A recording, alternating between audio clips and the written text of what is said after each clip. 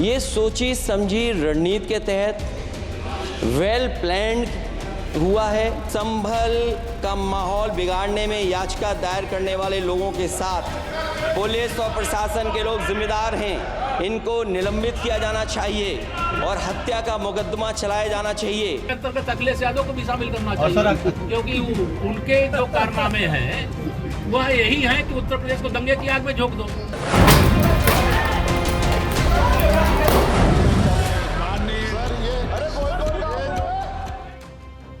संभल में हुई हिंसा को लेकर सरकार और विपक्ष एक दूसरे पर जमकर आरोप लगा रहे हैं।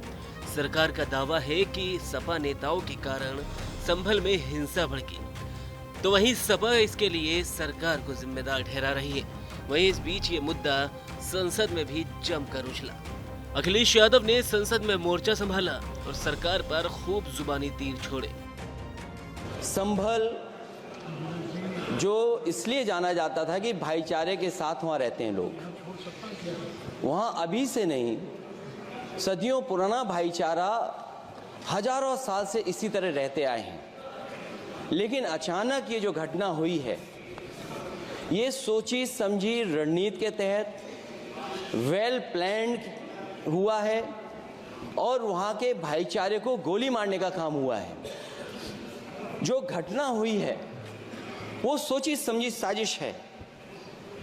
वहाँ जो खुदाई की बात लगातार अध्यक्ष महोदय देश में कोने कोने पर भारतीय जनता पार्टी और उनके सहयोगी और समर्थक शुभचिंतक बार बार खुदाई की जो बात कर रहे हैं अध्यक्ष महोदय, ये खुदाई जो है हमारे देश का सौहार्द, हमारे देश का भाईचारा, हमारे देश का गंगा जमुनी तहजीब को खो देगा।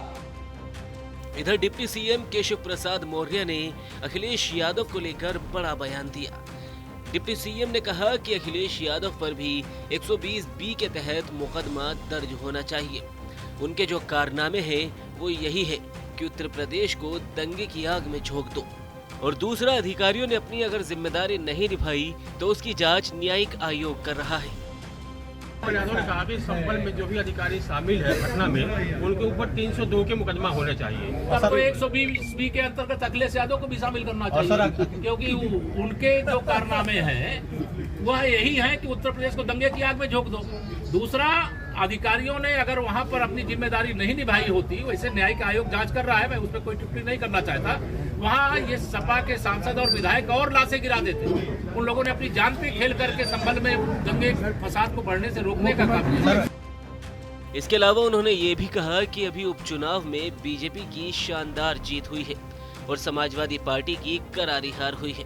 अखिलेश यादव को उपचुनाव के कारण इतना गहरा जख्म लगा है, वे अपना जख्म सहलाते सहलाते संसद में खड़े होकर बयान दे रहे हैं। अखिलेश यादव जी को इतना गहरा जख्म चुनाव के कारण से लगा है कि वो अपना जख्म सहलाते सहलाते संसद में खड़े होकर के बयान दे रहे हैं। अगर श्री राम जन्मभूमि का मामला माननीय न्यायालय के समझ चला गया होता, न्यायालय का आदेश नहीं हुआ होता, तो हम रामलला के भव्य मंदिर में रामलला के दर्शन नहीं कर पा रहे होते। कोर्ट के आदेश से अगर संभल में कोई कमीशन सर्वे के लिए गया तो श्री अखिलेश यादव जी को मिर्ची क्यों लग रही है? दूसरा, समाजवादी पार्टी के सांसद और विधायक जो दोनों सपा के हैं, वो अपने वर्चस्व की लड़ाई आपस में लड़ करके लोगों को पहले मारते हैं, फिर मुआवजा मांगते हैं, फिर प्रतिनिधि मंडल भेजते हैं। समाजवादी पार्टी अब बर्बाद करने में प्रदेश लगी, वो हम बर्बाद नहीं होने देंगे। वो दंगा प्रदेश बनाना चाहते हैं लेकिन नहीं बनाने देंगे। यहाँ सुशासन है, विकास है, दंगा मुक्त प्रदेश है, यह रहेगा।